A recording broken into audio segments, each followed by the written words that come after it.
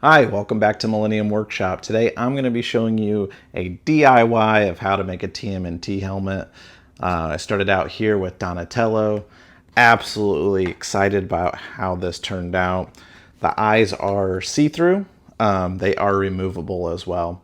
So you can have better line of sight if you're going to a con. So sit back, relax, and let's get into this.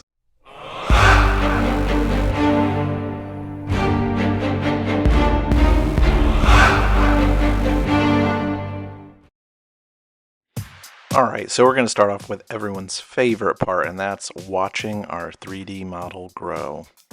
It is just so satisfying to be able to capture this video from a Bamboo Lab printer. I just don't know, I could sit here and watch this probably all day.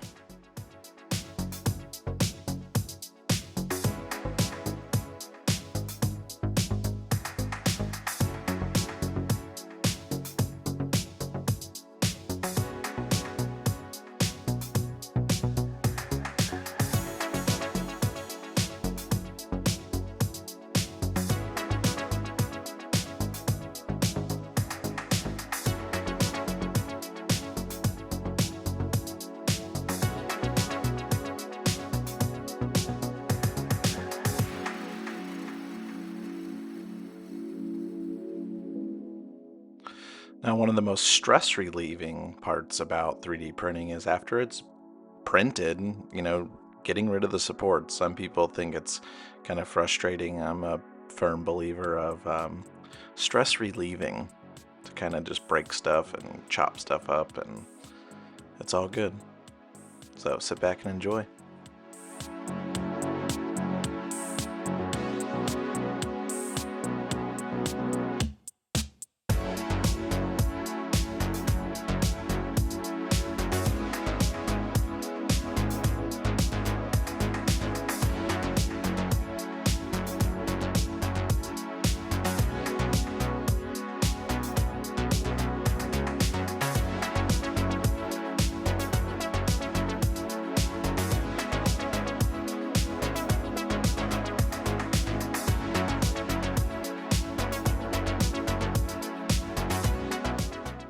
Alright, now once you have it all glued together, what I like to use is the purge lines from my Bamboo Labs printer to help get rid of the line of where the two parts are conjoined.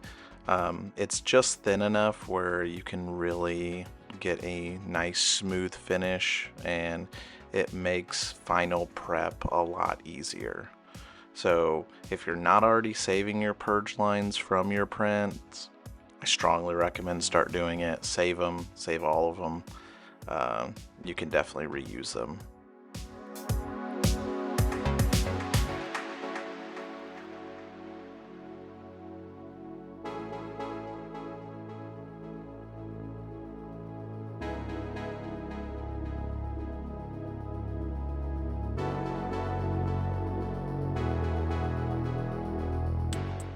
Now here I'm not using purge lines, I'm actually just using spare filament from a roll. It's a little bit thicker. I want to get this weld really nice and strong so I have no worries in the future that there's going to be separation. It is going to be completely one solid piece when we get all completely done with it.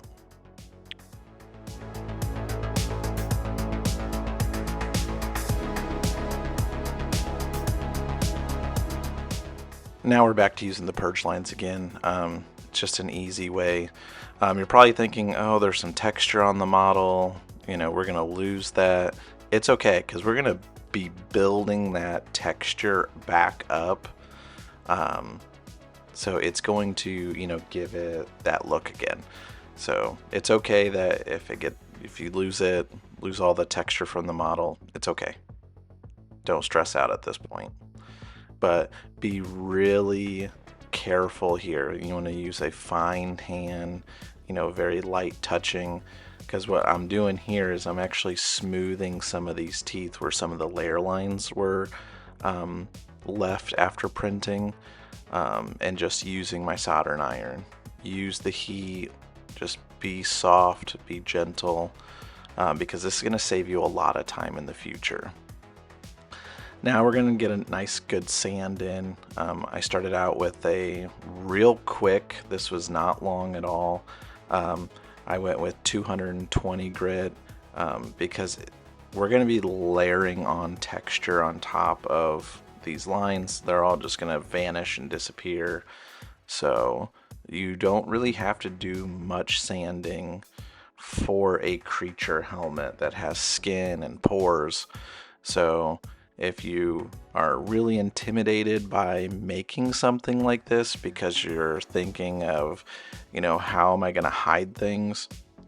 That's what all the texturing for is that we're going to be doing in this video.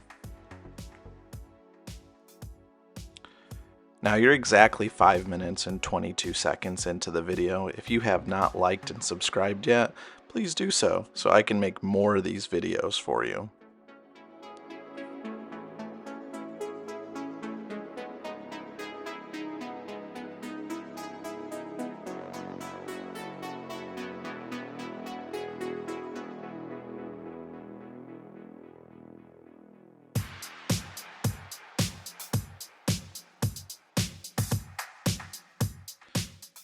Now it's time for the fun part. Time to brush his teeth. Donatello, he's got some beautiful teeth here. This is actually just a nice hard stainless steel wire brush. It's an easy way for sanding into crevices, places where you just can't get a palm sander, and maybe it's just too hard for, hand sanding. Now, at this point, you don't have to do a primer coat. I chose to do so just because I want to try to get it a little bit smoother before I start building up the texture. But you really have to do a nice primer coat on the teeth because we got to get that as smooth as possible. Now, for the wrap, for the tails, we got to get this smooth as well. So I'm using U-Pole glazing and spot putty. It is 10 times better than a Bondo. So if you're still using Bondo, stop using it. This stuff is so much better when it comes to dry times. It hardens way more. When you get done with sanding, wet sanding it, it's not all gone like Bondo will be. So once you start using this stuff, you will live by it. It is one of the best.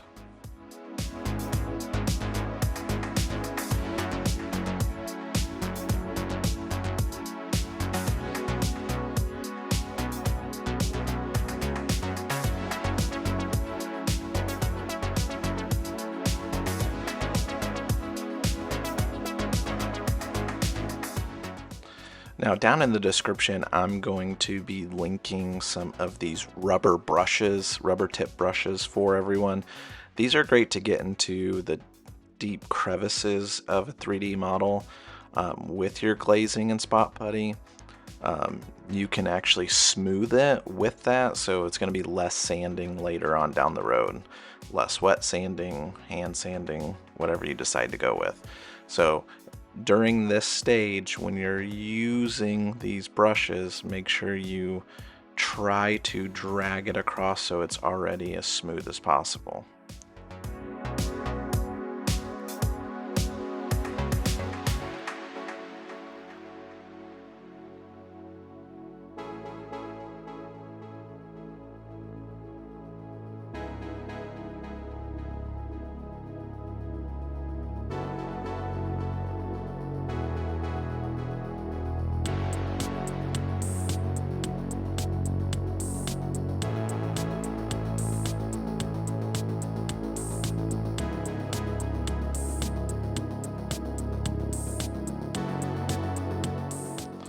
And now you'll see why these brushes are very important. There was a seam there in between his teeth and, on the bottom parts of the teeth. So this brush really helped get in there, and I didn't really have to do any sanding afterward because I got it really smooth.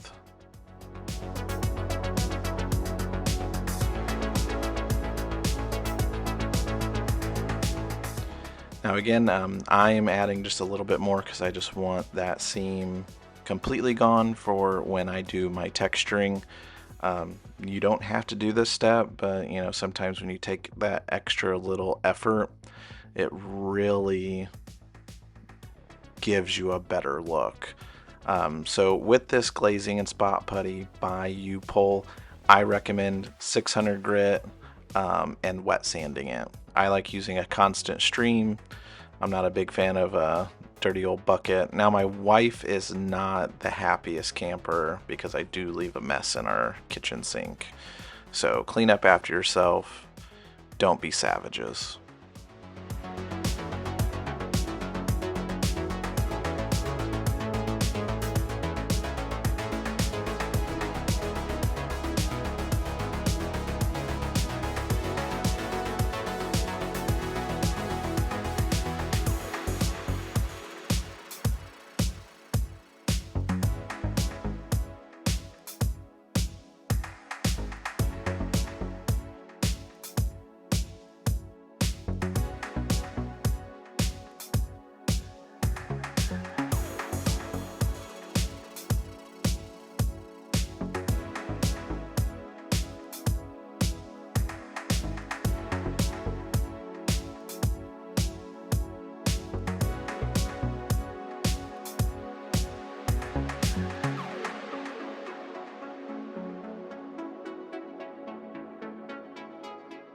Now I'm going to hit it one more time with a filler primer. I'm not going to worry about sanding it after this.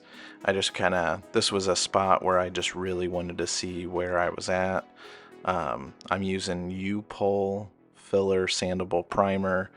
I'm not using Rust-Oleum, which is off to the right. This stuff just goes on a little bit thinner, and it just has a faster drying time. But I'm really going to build up some of those layers on the teeth because I'm going to do maybe a wet sand at this point. It's going to kind of come down to this final coat, how it feels, how it looks, because teeth are not 100% smooth. There is like ripples in your teeth, so if there are some rippling in the teeth of Donatello, it's okay. It's going to look good. So here I'm hitting this with truck bed liner. So I know I swear by truck bed liner. I use it a lot in my videos, but there's different ways to give different looks. So this is what I call the skin coat. This is what is going to give it the beautiful skin texture, feel, and it's the coat that's going to go on before we start our pores.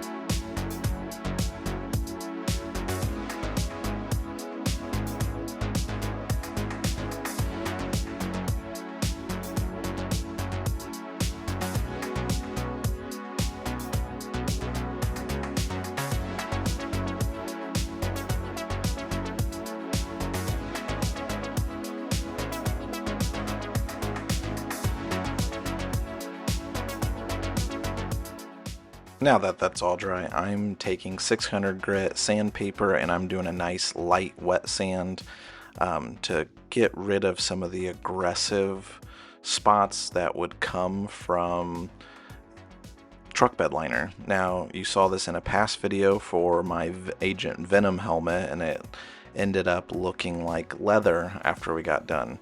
So this is the same concept. But it's going to be painted and done a different way to give it another different look.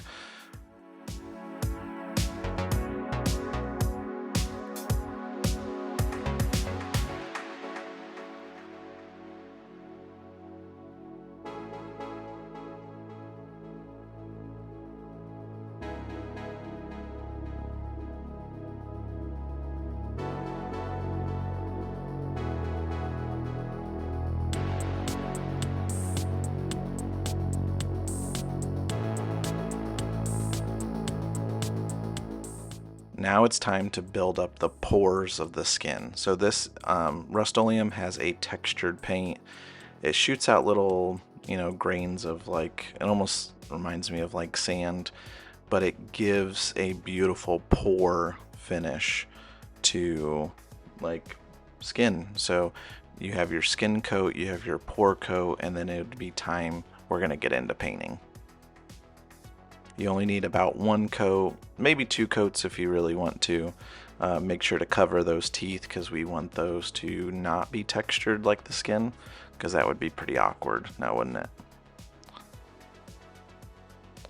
So base coat, I'm going with a nice flat deep forest green camo paint. It's going to be a nice base to start building up lighter colors on top of it, and we'll be getting into that.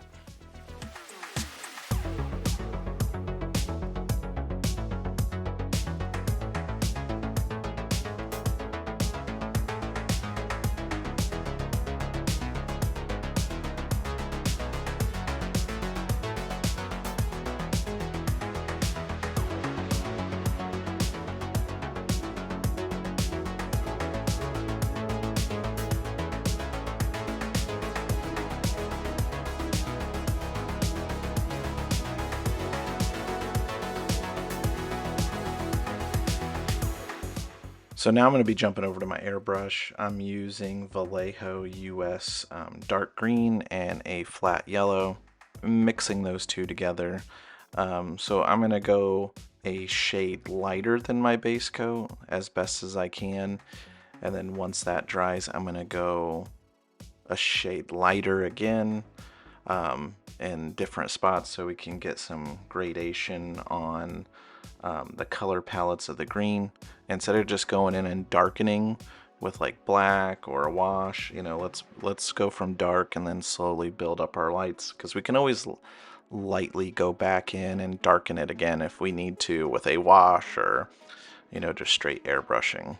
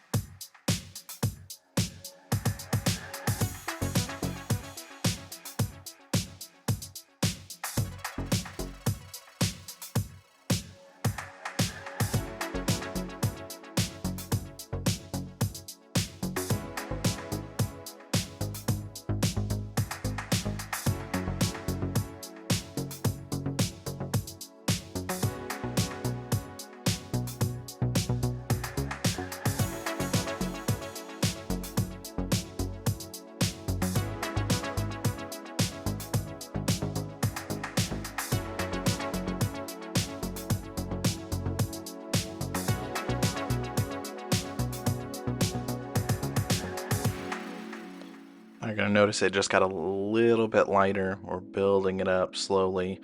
Now, around the eyes, wrapping around the head, keep in mind we are going to be covering that up with their masks.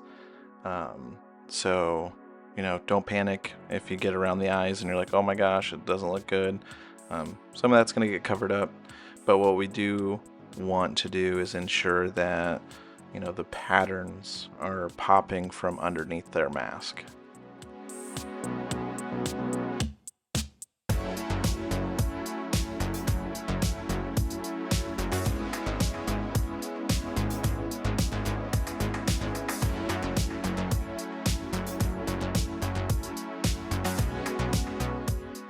So when I said patterns earlier, freckles, patterns, different spots. So the goal is to kind of do some fading in and out. So I'm doing some smaller kind of circles. I'm just using a really dark green. You can also use a black. So I'm going to make some of these bigger, and then you're going to notice that I'm going to go in and do a kind of a pinpoint extra dark in the center of some of these. Just gives it a little bit more depth. So enjoy.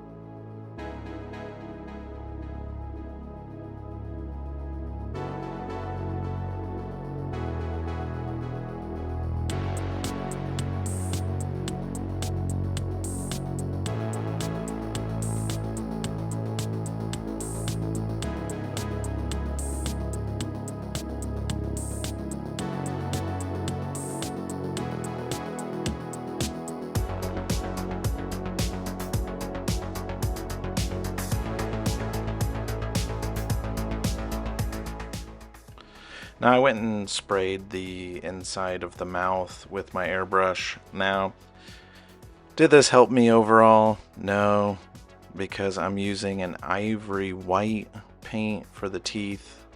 It took about 4 to 5 coats to cover up that black. It probably would have done the same thing with just leaving it green and hand painting the mouth. But overall, I think it really turned out good. I would strongly recommend don't go with a bright white. That ivory bone color is really good. You can mix in some yellows into it, or do like a nice little wash of yellow too to tone it down so it's not as bright. And then get it clear coated and you're mostly almost done.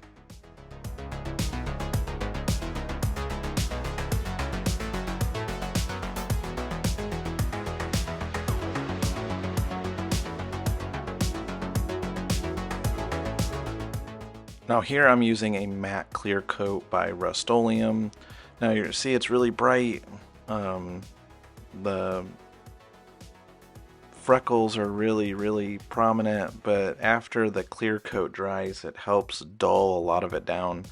It's really bright in the video for some reason, but you know, it looks more like a turtle skin in person. It definitely has a different vibe to it once you see it, but you'll notice that the clear coat's gonna darken these paints a little bit.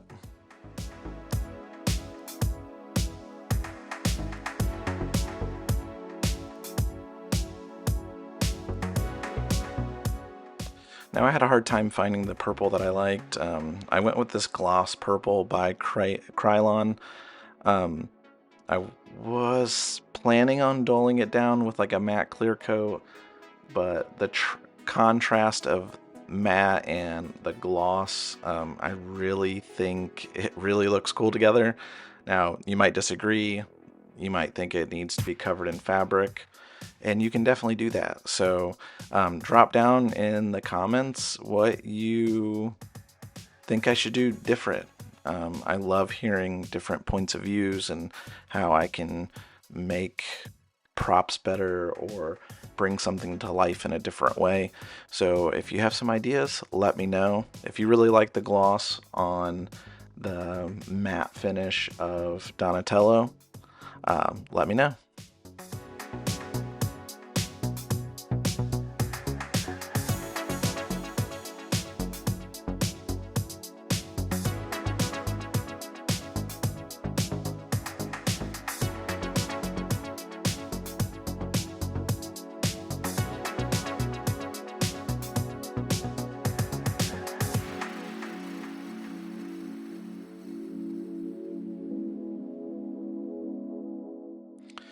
Now for a lot of this, the turtles look really weird without their masks on. So the entire time, like, oh, I don't know if this is gonna look good. I really hope. This is my first test fit, other than when it was just a raw print. So getting this glued on was really satisfying. Now I am dropping down into the description what glue I'm using, because it has an activator, makes it dry almost instantly. So recommend using this stuff. You will swear by it.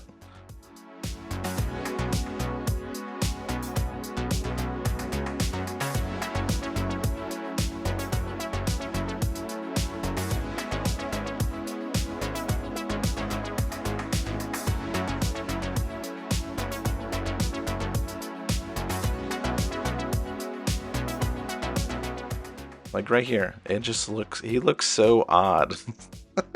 This guy just kills me here. But once his mask goes on, it's like, oh, there's Donatello. And this is the point of where I was just so excited. I'm just like jacked right here. I'm smiling just as big as Donatello. So here I 3D modeled some eyeballs that have some texture. So the goal is to make these see-through, and definitely achieved it. But the person that I was making this for, they want to wear it all the time. So I'm actually making the eyes removable. So he can use the eyes, see through the eyes, but if he needs better visibility, they'll Velcro and come right out. I wasn't able to get good video of me installing the eyes, so I do apologize. I can always make another video, maybe with a different helmet, but it's kind of like the Greedo helmet. If you watch that video, same concept. You could glue these in and see fine through them, but if you want more, visibility outside of these eyes, I mean, the hole is 11 millimeters in diameter to see through, so it restricts your eyesight quite a bit, but I've worn worse helmets. So I'm going in with a airbrush paint. Donatello has reddish brown eyes, so I started out with a leather brown, and then I took a rust paint and I kind of did some highlighting inside the eyes to make it pop a little bit more. And then I went over and had them cleared. I just used a matte clear coat to really seal it in.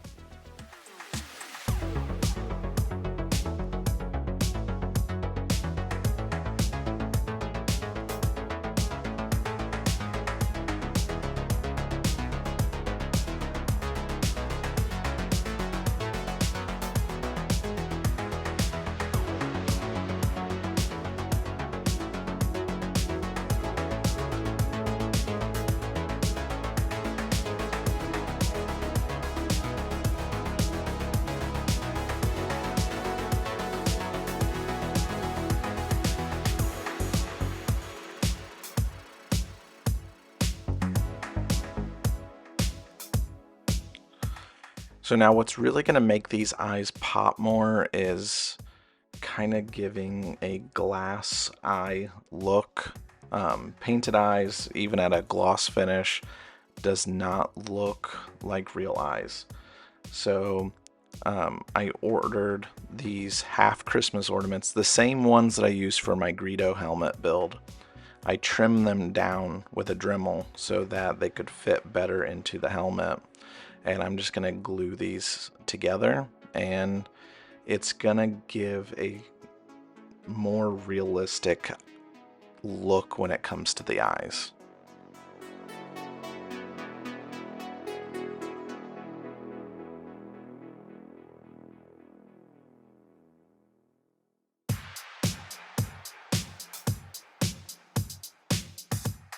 And then once that has dried, I'm using a Hobart face shield, and I'm just gonna hot glue this little lens right in so that people cannot see into and see your eyes behind someone else's eyes, which that kind of freaks me out. It's a weird, awkward vibe for me. So we want to eliminate that and get that lens in there.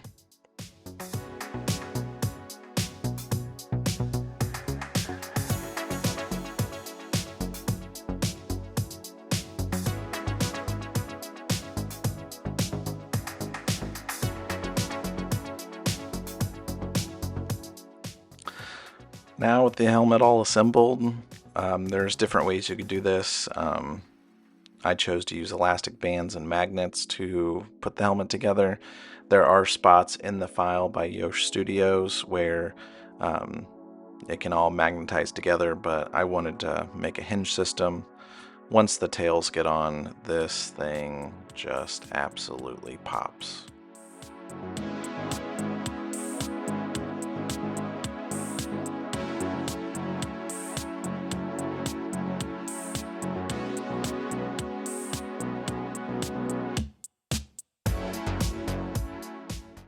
All right, if you made it through that entire video, first off, I just want to say thank you so much for watching the entire video. It truly means the world to me, the fact that somebody out there, you, is interested in seeing what I can make, and it is really cool, and I truly do appreciate it. But if you watch the entire video, now you can make your own TMNT helmet, whether it's Donatello or Michelangelo or one of my other favorites, Raphael. I mean, they're kind of all my favorite, so it kind of cracks me up when I'm like, this one's my favorite, and then 5 minutes later, it's like, no, this one's my favorite. They're all kind of just awesome. So I'm so glad that you enjoyed. Make sure to like and subscribe, and I'll catch you on the next one.